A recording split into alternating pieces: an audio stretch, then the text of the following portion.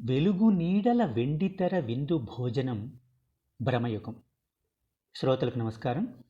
చాలా రోజుల తర్వాత ఒక సినిమాను సమీక్షించే అవకాశం మలయాళం సినిమా భ్రమయుగం రూపంలో నాకు దక్కింది.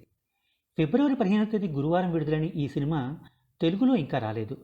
అందుకనే మలయాళంలో మొదటి రోజే చూశాను. అప్పుడెప్పుడు 30 ఏళ్ల కిందట ఎన్టీఆర్, బి సరోజాదేవి నటించిన దాగుడు మూతలు బ్లాక్ అండ్ వైట్ సినిమాను ఒంగోలు జయరాం టాకీస్లో చూశాను. ఆ తర్వాత మళ్ళీ ఇప్పుడు హైదరాబాద్ ప్రసాద్ మల్టీప్లెక్స్లో ఉదయం ఆటగా భ్రమయుగాన్ని బ్లాక్ అండ్ వైట్లో చూశాను. రీలు, సెల్యులాయిడు, వెనక నుంచి ప్రొజెక్టర్ మూత, మధ్యలో ఎండ్ ఆఫ్ ద రీల్, ఫలానా నెంబరు లాంటి విశేషాలతో దాగుడు మూతలు వెండితెరపైన కనిపించి విశేషంగా ఆకట్టుకుంది. అదే ఈ సినిమాకు వచ్చేసరికి డాల్బీ అట్మోస్ శబ్దం వీళ్ళు విద్దుగా ఉంటుంది. రీలుతో పని లేకుండా డిజిటల్లో తీసింది.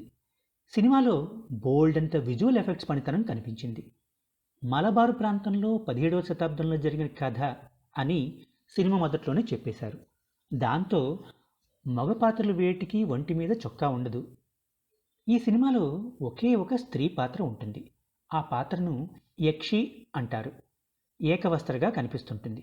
అయితే సినిమా మొత్తంలో కనిపించిన నటుల్లో నాకు తెలిసింది మమ్ముట్టి ఒక్కరే. సినిమాను తిప్పి చూస్తే మనకు కనిపించేది గట్టిగా 3 పాత్రలు. ఒకటి మమ్ముట్టి పోషించిన మంత్రతంత్ర శక్తుల్లో ఆరితేరిన వృద్ధుని పాత్ర, మరొకటి గాయకుడి పాత్ర, మూడోది మమ్ముట్టి ఇంట్లో వంటవాడి పాత్ర.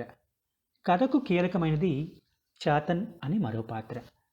యుద్ధం కారణంగా రాజ్యం కకావికలైపోవడంతో రాజుగారి దగ్గరే గాయకుడిగా పనిచేసే వ్యక్తి అడవిలోకి మరొకటితో కలిసి పారిపోయి వస్తాడు. వాళ్ళిద్దరు కలిసి చెక్క ముక్కల లాపిడితో నిప్పును పుట్టించడంతో భ్రమయుగం మొదలవుతుంది. హఠాత్తుగా యక్షిణి చేతుల్లో చిక్కుకున్న తన తోటివాణ్ణి చూసి గాయకుడు పరారైపోతాడు. నదిని దాటితే అడవిని దాటినట్టే. కానీ నది వెల్లువెత్తి ప్రవహిస్తుంటుంది. దాంతో వేరే దారి లేక అడవిలో దారి కోసం వెతుకుతుంటే ఒక పాడుబడిన పెద్ద ఇల్లు కనిపిస్తుంది గాయకుడికి. ఇంటి వసారావు వెళ్ళిన గాయకుడికి వంటవాడు కనిపిస్తాడు. కాసేపటికి ఇంటి యజమాని మమ్ముట్టి ప్రత్యక్షమవుతాడు. గాయకుడితో పాట పాడించుకొని కడుపు నిండా భోజనం పెట్టిస్తాడు. తిరిగి వెళ్ళిపోదామనుకున్న గాయకుడితో పాచికల ఆటలో తనపై గెలిచి బయటపడమంటాడు మమ్ముట్టి. గాయకుడు ఓడిపోతాడు. అక్కడి నుంచి ఆ గాయకుడికి ఇంట్లో వింత వింత వ్యవహారాలు కనిపిస్తుంటాయి. అసలు చాతన్ ఎవరు? చాతన్కు కథలో అంత ప్రాముఖ్యత ఎందుకుంది? గాయకుడు ఆ ఇంట్లో నుంచి బయటపడ్డా? చివరికి మమ్ముట్టి వంటవాడు ఏమైపోతారు అనేది తెలుసుకోవాలంటే సినిమా చూడాల్సిందే. కథ అంతా ముందే చెప్పేస్తే సినిమా చూడడంలో ఉండే మజాను మీరు కోల్పోతారని ఆ పని నేను చేయడం లేదు. మమ్ముట్టి నటన గురించి సినీ జనాలకు చెప్పడం అంటే అమ్మ పుట్టిల్లు మేనమామకు చెప్పిన దాంతో సమానమవుతుంది.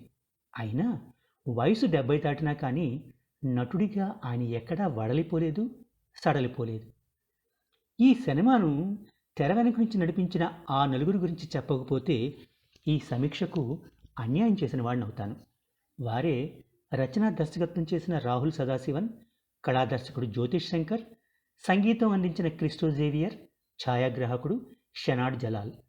పాతకాలపు పెద్ద పెంకుటిల్లు, ఇంట్లో చెక్క తలుపులు, పంచలోహ పాత్రలు, వంటింటి సామాన్లు, కొబ్బరి పాలు తీసేందుకు చెక్క చక్రాలతో పనిచేసే ఒక యంత్రం, బావికి ఉండే గిలక, ఇలా సినిమా అంతటా తన పనితనంలో విరాట్ స్వరూపాన్ని ప్రదర్శించిన కళాదర్శకుడు జ్యోతిష్ శంకర్కు జై కొట్టకుండా ఉండలేం. తొలిసారిగా క్యారెక్టర్ డిజైనర్ అనే పదవిని సినిమా చివరిన పేర్లు పడుతుంటే చూశాను. ఆ పనిని ప్రీతిశీల్ సింగ్ డిసౌజా సమర్థవంతంగా నిర్వహించారు. టిడి రామకృష్ణన్ రాసిన సంభాషణల్లో కాలం, కలియుగం, విధి, దైవం, మనుషుల మధ్య స్థాయి భేదాలు ఎంతో నిగూఢంగా వినిపించాయి. సినిమా మొత్తం మీద ఆయన రాసిన సంభాషణలు 3 పేజీలకు మించి ఉండవు. కావ్యేషు నాటకం రమ్యం అన్నారు మన పెద్దలు. అలాంటి నాటకం నుంచి పుట్టుకొచ్చిన సినిమా సంతతికి చెందిన భ్రమయుగం కథ, కథనం, దృశ్యం, నేపథ్య శబ్దాలు, చేతికి సరిపడే పాత్రలకు పెద్దపీట వేస్తూ మాటలను ముత్యాల్లా వాడుకుంది. నా వరకైతే సినిమా చాలా బాగా వచ్చింది, నచ్చింది. ఉంటాను. నమస్కారం.